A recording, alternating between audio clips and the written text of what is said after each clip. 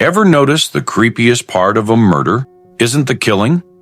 It's the cool little speech the killer gives afterward. 5 murderers are about to do exactly that. Stare down the camera, clear their throats, and spell out the logic behind every stab, strangle, and shot. Their reasoning is ice cold, airtight in their heads.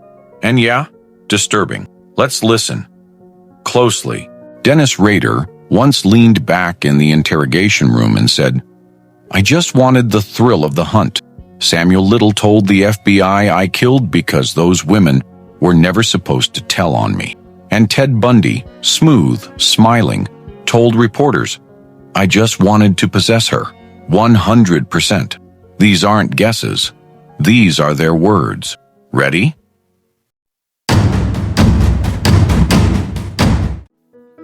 John Wayne Gacy's crimes reveal a complex intersection of brutality and psychological distortion. Between 1972 and 1978, Gacy murdered at least 33 young men and boys, concealing 29 victims beneath his suburban Chicago home. His public persona as Pogo the Clown at charity events starkly contrasted with his hidden violence. In prison interviews, Gacy consistently rationalized his actions, insisting that perceived flirtation equated to consent. This justification can be traced to his own history of childhood abuse, which blurred the boundary between affection and assault in his mind. He described his crimes as teaching them the same lesson I was taught. It is imperative to recognize how Gacy's personal trauma shaped his warped sense of morality, permitting him to view revenge as justified instruction. His case exemplifies how cycles of abuse manifest in criminal behavior, with psychological manipulation serving to mask cruelty as retribution. Studying Gacy's statements provides critical insight into the self-serving logic that can underlie such atrocities.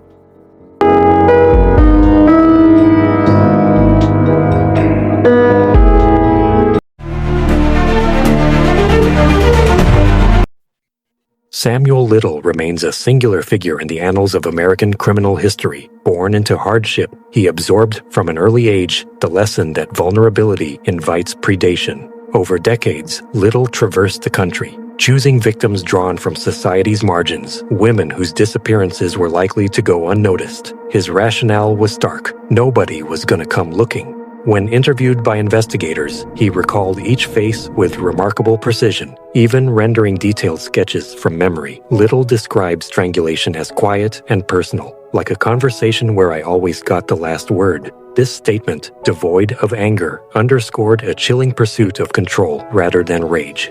His confessions enabled authorities to resolve numerous cold cases, offering a sobering perspective on how neglect and marginalization can foster impunity.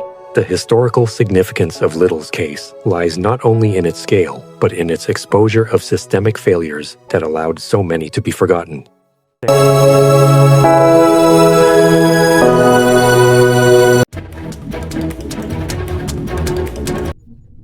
Within the confines of Jeffrey Dahmer's apartment, investigators encountered a stark testament to isolation. Skulls arrayed on shelves, Polaroids amassed as private relics, and vats of acid serving a macabre purpose. These objects, meticulously arranged, were not mere evidence of violence. They reflected Dahmer's profound longing for connection. In court, Dahmer characterized his crimes not as expressions of rage, but as a desperate response to the fear of abandonment. He articulated an unsettling logic. If companionship could not be sustained in life, it might persist in death. This convergence of erotophonophilia and loneliness transformed murder into ritualized attempts to preserve intimacy. The evidence and Dahmer's statements together reveal the tragic interplay of compulsion and isolation, reframing these atrocities as futile efforts to resist solitude.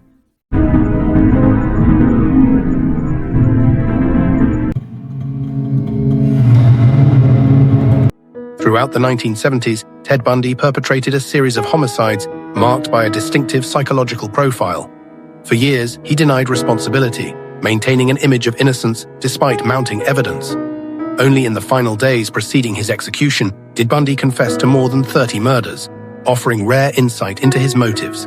He articulated a persistent craving to possess his victims absolutely, a compulsion rooted in adolescent fantasies, repeatedly replayed and elaborated.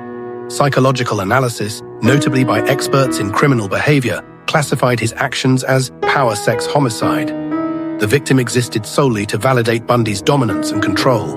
Bundy himself reported feeling no anger, only excitement generated by the possibilities his actions afforded. This case underscores a critical paradigm. Empathy, in Bundy's mind, was transformed into ownership, revealing the destructive intersection of power, sexuality, and the pathological drive to possess.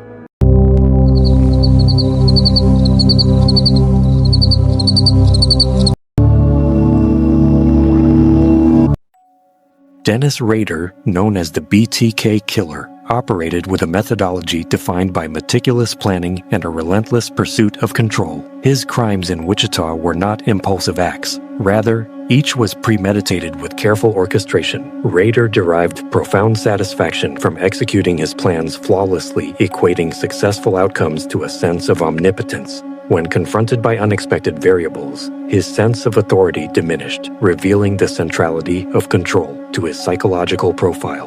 Beyond physical domination, Rader manipulated victims' emotions, engineering moments of comfort only to withdraw them abruptly, amplifying their terror. His correspondence with law enforcement, letters, discs, poems, served both as taunts and as evidence of his need for recognition. Ultimately, Rader's actions exemplify a pathology rooted in control. Every detail, every communication underscored his drive to dominate, both in reality and in narrative.